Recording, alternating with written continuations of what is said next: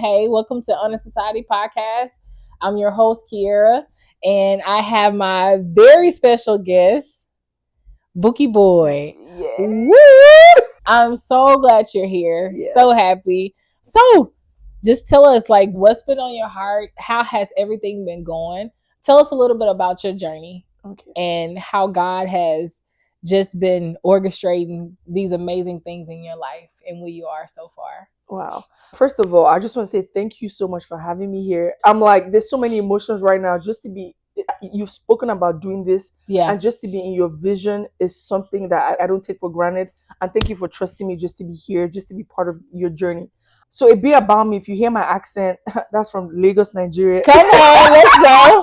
Let's go. Authenticated. I was born, raised there, the whole nine. My journey has been like literally, when I tell you it's been cycles, like different parts, but I'm just going to give you just an overview because we don't have 10 days, because this will literally be a session. 10 days. 10 days. But basically, born and raised in Lagos, Nigeria, came to school in America to study. Yeah. I went to Cornell University and then met my husband after I graduated. Wow. And then, quick fact, my husband is a twin. So his twin sister introduced us in college. I did not know that. You didn't realize Josh is a twin? Oh my gosh. Y'all are part of my community. Y'all, they are a part of my community. And I did not know that Josh was a twin. Okay, let's go. He has an amazing twin sister, and we went to college together, and she introduced us. And then after graduation time, like a year after that, Josh and I got married. Wow. That's a whole nother story on its own. Then worked in New York. Josh and I were in New York. From there, we've moved around to different states. Yeah. It's been 10 years married and happily married. And literally in 2022, I got pregnant when we moved to Tulsa, Oklahoma. Yeah. Had our first child. And back to even zooming into more recent times. Yeah. And you're very much aware of that. Like, yes. I was pregnant for my second child. Yeah. It was earlier this year. I was 5 months in. Yeah. And then unfortunately we lost the baby. Yeah. So that's why I said it's been a whole transition. And then now, God has done so much healing, still in therapy. God. Let's calm down. Yeah. Yeah. Because I'll be having my good moments and all of a sudden I'm like, yeah. Oh my Lord, grief I'm like, I don't know what's happening. And then I'm back. So right now I'm in therapy. It's been the best decision that's so good of my life. Because like I said, I'm used to just slapping things on top and like, let's just keep it moving. And then when we lost this child, when I tell you, literally, I told my husband, I was like, there's some moments in my life I can move past, but this is something where I realized it's beyond me trying to act like everything is fine. I need help. Community came in, everyone helped out, chipped in. Everyone was just like there. And then, like I said, I'm still, literally, this just happened in October. Yeah. So it's been like a transition, but I'm in a much better place now. Thank you. God has been doing healing. Who that person was like a few months ago, like I'm no longer that person. I've evolved, but everything has worked together for my good. And I'm just, that's like me in a nutshell. And then also I'm in hospitality. Yes. I like all things culinary, private events, like things of that sort. I'm in that area and that space. But that's me in a nutshell. And that's what we're gonna get to that part at the end, because I want them to know who you are and how they'll be able to find you. Because when I tell y'all, amazing. She is amazing, okay? And I'm so glad that you went on to talk about like your testimony, some of the things that you like currently coming out of, and even advocating for therapy. When I tell you, I've had a therapist for several years and I am an advocate for it, because yes, we can pray, yes, we can fast and do all these things, but God also uses people in the medical field to actually help. I'm talking about clinically help those who need it. And this is the reason why we have Honest Society, because we're going to talk about like anxiety and depression and things like that, like going through even grief. You already know. And as you were saying, I just feel led to say this part. Me, before therapy, like I said, I go to church where our pastor talks about, shout out TC, talks about going to therapy. We love God, but we also do the work. That's right. And honestly, I've been that person where I've heard I do the marriage part, but I just thought, okay, it's just once in a while checking. Like, I didn't really take it that seriously, to be honest with you. When we lost our child, I just thought I could just muscle up my way and just walk through life and all will be fine. And literally, I woke up one morning and I felt like I was stuck on the couch. I couldn't stand up. I felt when you feel like there's like a dark cloud. Yeah. Usually I can like positive my way through, listen to a sermon, pray my way through. When I tell you this cloud, I was like, okay, I want this to leave. Like, it just couldn't leave. Yeah. And then I prayed about it. And then God brought it to my attention to, okay, you might need to speak to someone beyond your husband, beyond your friends. Like, this is deeper than what you think. And I reached out to a Christian therapist. On the first session, when I tell you a breakthrough, one of the things she told me, because in my mind, I just thought to myself, okay, Bukky, like we have to work through this. You lost a child, but we're going to work on the next thing. We're going to figure things out. And I remember she like stopped me, because in my mind, I was like, she was like, Bukky, your life has changed. Yes. Like you need to acknowledge the fact, like who you were a few months ago, like you're not that person anymore. That's right. But you've evolved. It's part of your story. I know this sounds cliche, but I don't know, somewhere in my mind, I just thought I was just going to go on with life like as it was. Yeah. And she literally had to copy my tracks. Bukky, your life has changed. Yes. Like things have happened. Like you've been hit. Yeah. Like you can't just stand up and act like you. No. Like that was a hit. That was a hit. It's life altering. There was a life altering situation that happened at you. It was a transition. Literally, it was something that happened that changed the trajectory of you and your husband's life. No, you just can't pick up and be like, okay, this Bukky again, it's me. No, that was a life altering event that happened that changed everything. Yeah, so it's still a journey. But when I tell you, like that first session, and I went back to Jordan and I was like, wow, I don't have to be that person anymore. Yeah. Like I can evolve. I feel like it gave me space to be a new person, if you get what I'm saying. Yeah. And embrace the change. Yeah. Versus me trying to act like I'm free and I didn't have a baby and nothing happened. Yes, you did. Yeah. Unless you did have a full bump. That's true. And stuff happened. Yeah, it has happened. But yeah. But that's the beauty in it. Like you were just saying, it is a transition. You had to go through, like sometimes we go through storms. We'll go through the hardest thing in our life, but God will always show us the beauty in it. It can be the toughest season ever, but he'll give us beauty for ashes. Come on. It can be the hardest, trying situation, but God will always trace us back that this is the beauty in it. Yeah, it was tough, but guess what? Look how much more you've gained. Wow. You found Bukky again. You found that sweet spot where you can write down what's on your heart. But even having a therapist now, not only is she helping you get through your grief, but she's also helping you with other things, putting your life back together. You know what? Storms are going to come, but guess what? The sun's going to have to come out again. It can't rain always. You know what I mean? Like it cannot rain every single day. The sun is going to come out again. And I see it. I see him shining in you, girl. Don't let me start. I see it. When I tell you, it's literally, I won't say a miracle, but more a miracle for me to be here and smiling. Actually, this is my first time even publicly even speaking about it. Wow. That's crazy. I haven't like, apart from my therapist. This is exclusive.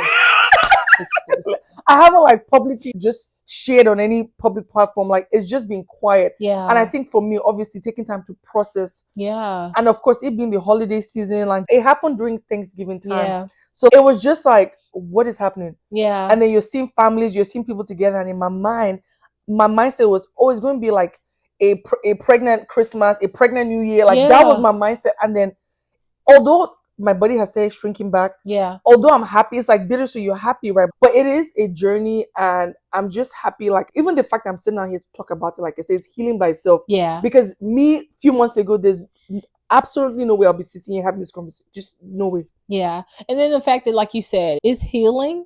It's healing. We see the beauty in the journey.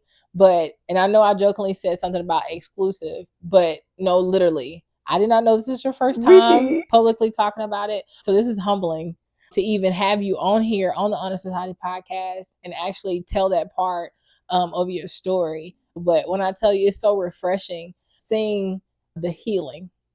And even when I ran into you and Josh, it was good to see y'all. I'll tell you, it was like a family reunion. Let me tell you, I have to say this story. When I tell you, God is so intentional. He is. When I was going through grief and I was literally in like my bubble, I got to the point, I kid you not, those who know me, I'm like bubbly. I'm like, I want to help 10,000 people. I got to the point where I was like, Lord, I don't want to leave my house. I don't want to see nobody's face. I felt like I was like almost like bitter with people. Ooh. Like I just didn't want to see smiles. I just felt like I'm done with all the... Can we just sit right there for a minute? Can we sit with that? Yes, we can. Because you said bitter with people. That part. I believe, like how we touched on like the beauty in the journey, I believe that bitterness comes as a seed that the enemy plants. Because we know you to be bubbly. You don't be the stranger. You ain't bitter with nobody. You know what I'm saying? Like you love everybody. You are the same. You are consistent. This is who you are. But the fact that the enemy would try to use something that was ultimately going to turn into a testimony. Wow. Because I believe God's not done with y'all. Amen. I'll say it again. He's not done. I received He's not done. But I believe God was using this as a testimony to show you to it, because we learned something in the journey as well. Like you having to find yourself again and having to get back to yourself. But the enemy will always try to come when there's a storm or there's a test and say, you know what? This is not even worth it. Where's your God? Guess what? My God is all in this. Wow. And he's orchestrated every single part of this. And that bitterness, that just stuck out to me. Because I don't know who that is going to help. But a lot of times we go through hard stuff and then we're upset. And then we're upset with people. And God is like, that's not what I made this for. That's not why I allowed it. And let me correct myself. God does not, he will allow for things to happen. It's not God doing it to us, but some things God allows. And because we know who our Father is, we know where our help comes from. Okay. But the enemy will tend, like when we go through our trials or go through a test, the enemy will try to come back and be like, where's your God? We have enough. We have enough in us to say, you know what? My God is here. He's with me. I may not be able to feel him as close as I did before, or I may feel like I can't see him or I can't hear him, but he's here. Wow. Because he said he'll never leave us. Yeah. So continue. Well, together in place. But yeah, like when I tell you, I got to the point where I just wanted to be at home all day. I just was tired of seeing people. Basically, I had to be in the hospital for about 2 weeks, or almost 3 weeks. And I was on bed, like I couldn't move from the hospital bed.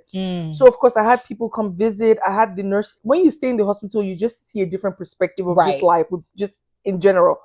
And then I felt like I had so much hope. I was believing. I was like, yes, Lord, because even me lasting that long in the hospital, the doctors had said when I had showed up in the hospital, I only had like maybe a day or two. I might lose the baby anytime. So it was actually, it was literally a miracle for me to even last that long in the hospital.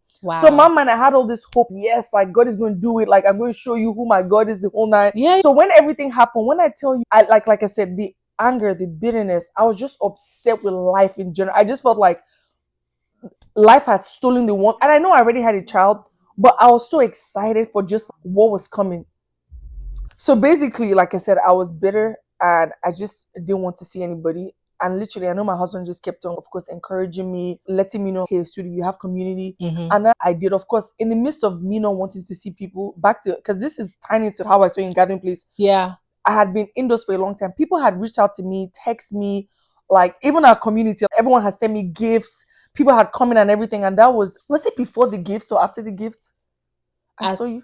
I'm not even sure. I can't remember. But the point is, this is how much, when I say my community bombarded me, it was like, even if you don't want to come out, we will come to your house. That was after. Yeah. We will get you things. And I think for me, I was receiving messages, text messages. Like I said, I was like, Lord, I was responding to messages, don't get me wrong. But I just didn't want to see anybody. And finally, my husband was like, let's go out for a walk. You need fresh air. You've been home for a long time. Just come outside and see. And I was very reluctant because I had cried that morning. I had boohoo cried. Like I was just done. And then I was like, you know what? Let me just go for a fresh walk. Let's just see outside. And we had a nice walk. Like it was nice. I felt like I could see. It was beautiful. I felt like I could see some goodness in the world. Then put it that way. Right. And then we walked to our car. And the next, I'm like, I see some cute lady walking by, a fedora kind of hat. Like she's looking cute. I'm like, wait, I know who that girl is. And I'm like, Kiera. And then Josh was like, isn't that Kiera? I'm like, yes. And we bumped into her and we start talking, we're laughing. She's telling me about the podcast the whole night. When I tell you, I didn't realize how much I needed you that moment. Wow. Like when I saw you that day, because it's different when you see, it's not like you're a stranger, it's someone familiar. Right. And she gave me a smile, like I'm praying for you, we love you. Having that moment just to hold you, hug you. I don't know, it just did something for me. And it's funny, after that day, I saw other people from church, I bumped into them. It was almost like God was like, I need you to come out. I know you're in this hole and you think this is what you need, but it's almost like the more I sank in my hole, the more I was getting more lonely and more I was like caving in. That's it. Like literally, all I did was pray. My mindset was, Lord, I'm going to give you the honor by praying, but I don't want nothing else. When I tell you, from seeing you that day, like it was a ripple effect. People were bombarding us, but in that moment, I realized how much the enemy tried to steal my joy. Yeah. And how I was going into isolation. And community was there to hold me up, remind me, like things happen, but we've all gone through stuff, but this is not the end of your story. It's not. That's it. That's the part I was trying to get to. And we need community. And we honor those in our community because you just never know who's going to be going through a hard season. God has planted community for a reason. Wow. I had no clue that the enemy was attacking you in that type of way, trying to keep you isolated. Isn't it like him to try to keep us isolated and hidden from all the people that love us the most? And then try to make it seem like, oh, you're by yourself. Nobody else is going through this, but you just give up. No. I'm just thinking about that moment and just seeing you smile and you reminding me like you loved, you have people that are praying for you, like we care. And you know what? There are different kinds of people. There are people that tell you like they're praying for you and caring for you, and it's just they're trying to be nice. But before this season had happened to my husband and I, we had gone through another rough patch, and I had reached out to her and Alvin, and they didn't even question. They weren't like, oh, it was like, what do you need? Like, and immediately they came through. And it's not the fact of, because sometimes you might not just have had it in that moment. Yeah. But it's the way you responded. It was the way it was, I'm here. Like, no need for too much explanation. What do you need? X, Y, Z. Because sometimes when you're going through a rough patch and you reach out to people, all of a sudden they want you to give you third paragraph. Okay, so they want to judge. They want to be like, what are you not doing? What you doing? How you do this? Let's sit down. Let's go through 3 paragraphs. And I'm not saying you can't ask questions, but there are moments, I don't know why I even feel led to say that. There are moments where when you have your community or your friends that are going through stuff, especially people that you know in your community, when they hit rough patches, it's not the time to start asking for 3 statements, 5 letters. No. Because sometimes there's not even time to even explain. It's not time. It's not the time for that. No. And to have people that can say, hey, I'm praying for you. This is what I can do. I'm not going to go out of my capacity, but this is why. Even if it's just a text. Period. But do it out from your place of capacity and do it from a place where the person knows like they're cared for. Yeah. Because in that season, first of all, 2024 has been... Woo! Child, listen, we can stay here all day. We can stay here all day.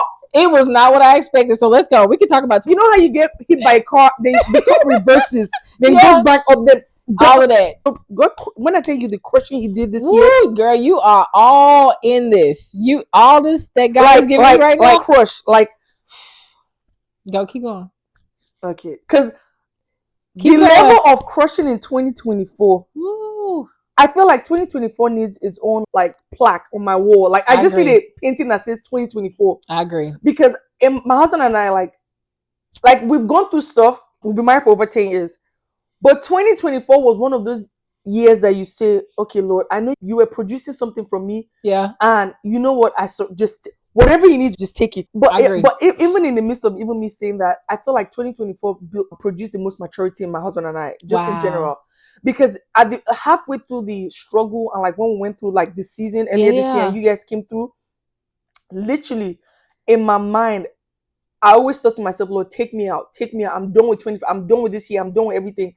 And now towards the end, I'm at the point where I'm just like, Lord, for everything I've learned, because the amount of lessons have come out from that, the preparation and like the molding and the crushing is so much to the point where I'm like, Lord, do you want to turn left? Do you want to turn right? I don't want to do nothing you don't want to. Because I don't have time for unnecessary bumps. I've been bumped too many times. That came from my soul. That's good. Because when you start saying crushing, the crushing produces the oil. Like the olive. Not trying to get a little deep. But it comes from the crushing of the olive. And I think a lot of people, they'll say, I don't want to change my lifestyle because I don't want to go through nothing. Listen. It's not at the going through. It's when you come out of it. That's the beauty in it. Because guess what? Now I have something to say. Now I have something to give to people. Wow. So that when such and such call me and say, you know what, I'm going through the hardest season in my life, I'll say, you know what? Turn to the last chapter of Job. You better ask Job. Because if anybody knew, he knew. And if you turn to the last chapter, he restored everything. Wow. Man. That's what kind of God we serve. You go through something, God will restore everything. Wow. That the enemy tried to take or what you lost, what it looked like you lost. And then you'll begin to experience God on a whole nother level where you'll feel a refreshing. You'll actually look back and say, you know what? If I had known that it was going to look like this when I was going through, I would have just been quiet. And just sat there and just waited on my God because he was going to come through anyway.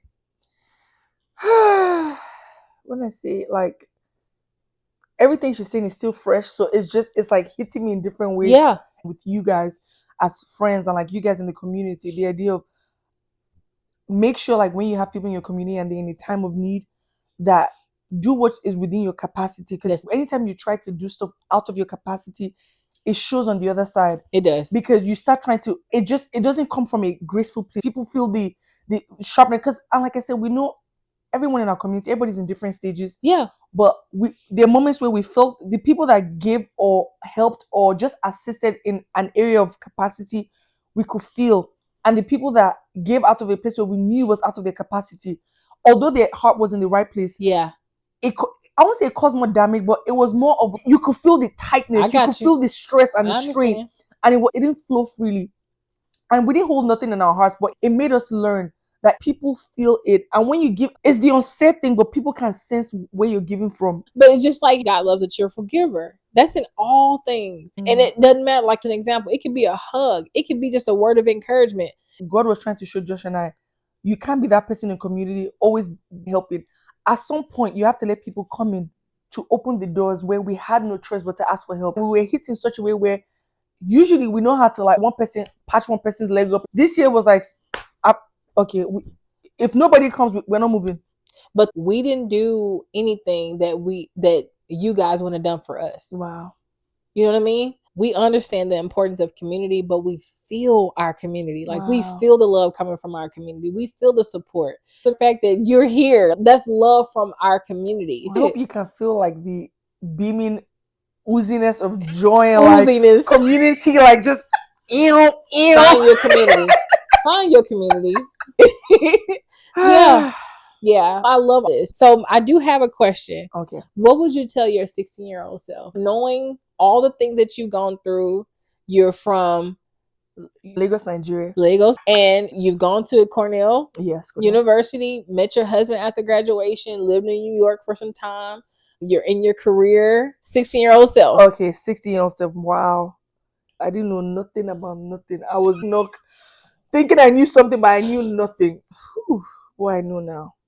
I think I'll tell myself, first of all, I'll tell myself, you're going to be fine. Yeah. Calm down. It's going to work out. That's the first thing. Just calm down. It's going to work out.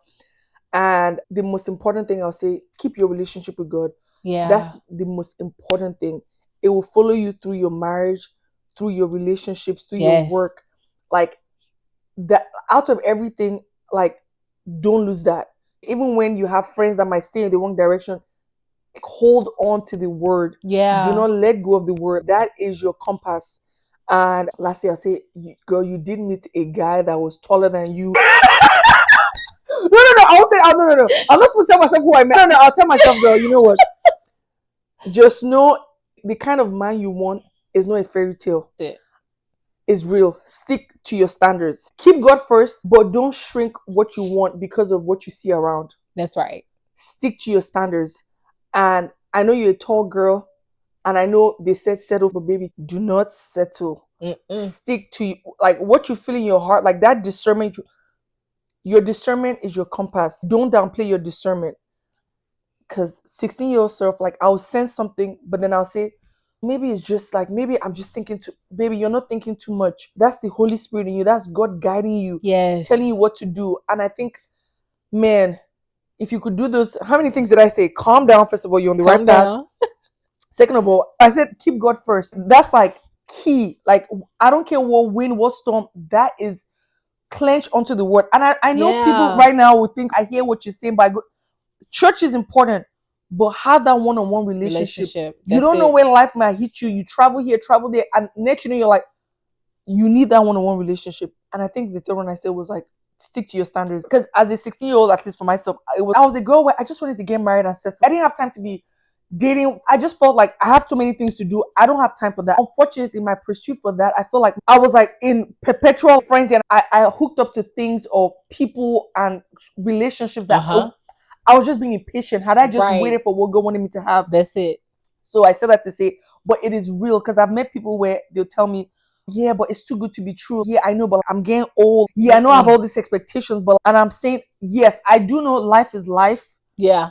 Life happens, but God won't give you a desire that's real. That's true. If, like, it's meant for you. Because there are things I wanted, and I just thought to myself, you're in the clouds, like you're in fairy tale land, because I'm a sucker for love. I'm that person. I like love stories, romance. So I just to myself, Lord, I feel like I'm supposed to like love somebody. I feel like I want to wake up by my husband and be happy I'm married to him. I don't want to be married with someone for how many years, and I look and I'm like, I'm just doing the married thing. I just didn't want that.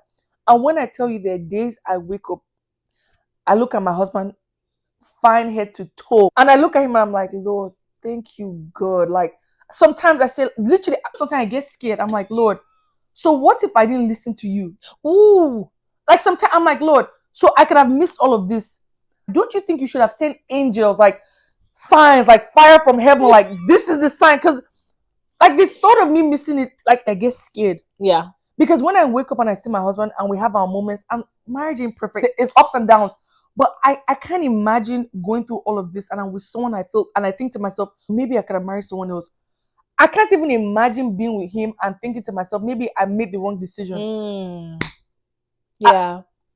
I can't even imagine. Because one of the most important things too, for real, if you have a desire to be married, and two of the important decisions you're gonna make in life is who you believe in and who you marry. Those two, they matter the most. That should be real. Down. That's real. But when I tell you, me not settling and me like following the leading of the Lord and meeting my husband and we getting married, my life has transformed. And not because of a man in my life, but because of the journey you're going on and the quality of the partner you have. It's like when I'm weak, he's holding me. Like two of us were like fighting through the terrains. I can't even imagine having the wrong partner. Like sometimes I actually get scared thinking about, Lord, okay, so what decision am I about to make that's about to ruin my life? Yeah. So I'm always like, Lord, because if I just said no to Josh, like what would have happened to my life? I'm not saying who I worked to my good, but I see how it was so easy for me to make the wrong decision. That's so true. Because everything is a decision. It's literally, it's a decision. And it's wild because I'm like, why would you give me such power? It's funny, I'm like, Lord, the fact that, like, the reason why I'm saying it because I know the kind of decisions I was going to make before I met my husband. Yeah. And the fact that I decided, Lord, I'm going with your will. But the fact that it was just a casual conversation, it was just like a casual talk, and I went with that. So I said that to say, for people watching, if you're making a decision, don't just look at it, oh, it's just, especially your life partner. When I tell you that can make or break your journey. And I'm not even with friendships, people in your space, life is life. Life is going to life regardless. Period. But I think to me, the worst thing is to have people on your journey that are bringing you down. Like, because life is, like I said, the journey is already hard. Then you have people that are bringing you down. Then you have people that are talking down on you. Then God forbid they're abusive. What are we doing? This is my husband that I love. We believe in God. God has come through. We've gone through stuff. And even with all of that, 2024 almost took us out. Yeah. So I can't imagine with everything I had gone through. Then I'm with someone where I'm dealing with, is he cheating? Yeah. Am I checking his phone? Is he lying? Who got time for that? Who has time? I'm checking. Because we still have families, we still have children, we still have other stuff, we still have other priorities. Who has time for that? If you're dating someone right now and you're in boyfriend and girlfriend stage and this is your everyday task, because I was that girl before. I was FBI investigating. One of my friends was catfish. I found the catfish. Are you serious? That's how much I was. I don't play around. That's so funny. And I'm trying to tell you, if you're in that relationship, that's not how you want to live your life. That's true. You have to make a decision, walk the other way, or confront the things that are making you feel like you have to do those things. That's so good. So imagine having your life partner, the one that God created for you, and you guys are doing life together. But I'm very grateful that you touched on that, because you do need your life partner. Love rules. Oh, and I also want to do as a disclaimer, because when we see all of this, sometimes I've spoken to people and they feel like I'm positive, I'm this, like, right, like all the time. Baby, if you have a partner and you guys are not willing to confront truth with each other, that's not a relationship. You guys are just pop of girl, like just like cheerleaders. Like cheerleaders are good, but in relationship we need the cheer, right? But we also need the truth. Let's get the truth. And my husband and our relationship is so strong, because if there's one person that's going to tell me as it is, just should be like, your XYZ, your attitude was off, your tone was off, you were being greedy at that time. That's how it is. This is not the space to cuddle my feelings. Now, there's a time for everything. He knows maybe at this time, there's things happening right now. Maybe I need to wait till the evening time or another day, but she's going to hear the truth. Yeah. Because sometimes what people want is, oh, I'm on your corner, but you don't want a friend that can tell you, your attitude was off. Like, Bukky, and then when I tell you, Josh will call me out, even same thing. People here. Pull it to the side. Hey, you know what? I know you meant well. Yeah. But your attitude was like, you can't. That's just. And can I be honest with you? There are moments where I'm not ready to accept it. There, I'm like, my attitude wasn't off. Then I go back and I'm like, it was off. It was off. but it was off. But that's the beauty in, I know I keep saying that, but that's the beauty in having the right life partner too, because they're gonna call you out. But I love it because they love you enough to say, you know what? That's the same. I look at it the same way as somebody saying, "Oh, you got something on your nose, or you got something on your face." Like, you love me enough to tell me the truth. But if you didn't love me, you'll let me go around with this big whatever on my face. I'm like, I go to the bathroom, like, oh my God, this whole time I've been talking for an hour. And I had this big old whatever on my face or ketchup stain, and you didn't say nothing to me. And you have to have honesty. Something I've learned in my experience. Even me as a person, I'm learning daily because everything we're saying is easier said than done. It sounds good until someone tells you your breath stinks. You're like, yeah. When I tell you, you also have to be someone that has the capacity to accept, to stomach truth. Yeah. Because truth, everybody can't eat truth. That's true. Truth is not candy. It's not. That's like green grass. Like period. Like, I like food, so I talk in food terms. Listen. That's like kale with the branch. But the funny thing about it is, she said food because she's a food service, but she said grass. Like, truth is like, you need to bend out. True that, girl. That's true. And there's levels to truth. It is levels to it. And I've had to learn in my life and my relationships, not everybody can stomach truth. And you have to be honest with where people are. That's true. And there are moments in my life where honestly, I wasn't ready to hear some truth. I just wasn't ready. And I couldn't take it. And then when I matured, I realized, okay, but you do, because funny enough, it's the kale, is the greens that keep your body going. That's it. Period. They're gonna keep you alive. The greens gonna keep you alive. I can't even lie. Kale is not my favorite, but you're right about that. You're right. You're right. So it's still that truth. The truth to keep you alive. Oh, that's a whole, oh my God. We need another 30 minutes. We need a whole nother 30-minute segment because I'm telling you, like, this is just so good. It's so life-giving. And that's what I love the fact that we can have this conversation because it's so needed. It's so needed. As I'm having this conversation, I'm thinking to myself, my stomach needs to expand for more truth. Because I realize, like, even coming out from another thing which I'm learning as I'm talking, I'm coming out from a season where I was like wounded, right? So all my community members, like, everyone is loving on me, which is good. But at some point, and obviously there might be some things people need to tell me, but because of what we just went through, everyone is mindful. But sometimes my appetite cannot get used to, I'm ice cream, cotton candy, like just sweet stuff all the time.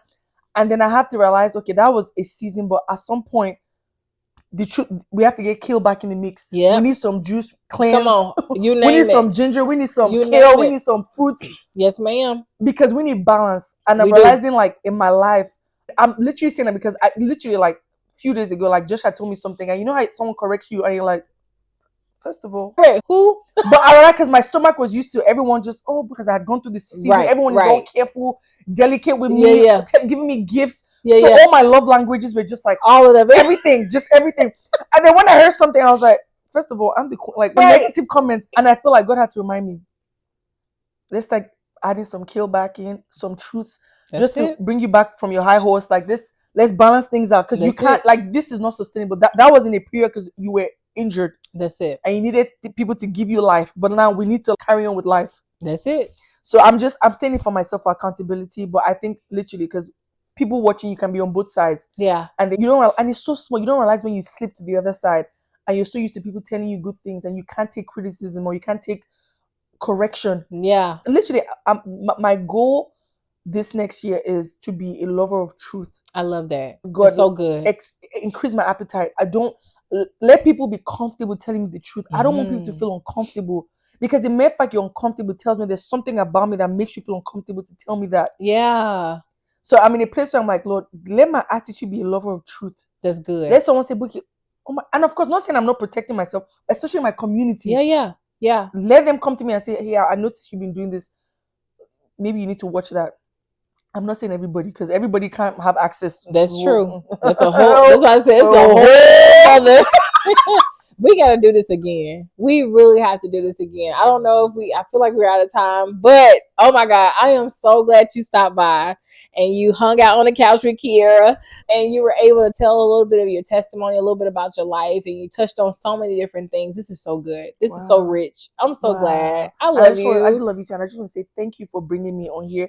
I support you. I'm proud of you. Thank you for doing this. I don't care if it's 2 lives that listen to this. Like, I'm that person that listens to podcasts and I'm like, It'll be a random podcast and it will change my whole life. So I'm saying like, what you're doing is powerful. You have meaning. I'm so proud of you. Like the world is just blessed to just have a whiff of your presence. Wow. I'm just thankful for you. And I'm just excited for what Honor Society about to do. And I'm here to support you in any way or capacity I can. Thank you, friend. I love you. I love you. It's my girl. Again, Bukky Boyd, so happy that she's here.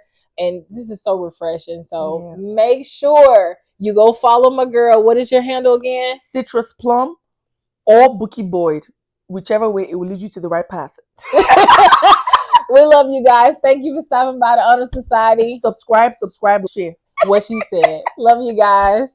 Bye. Peace.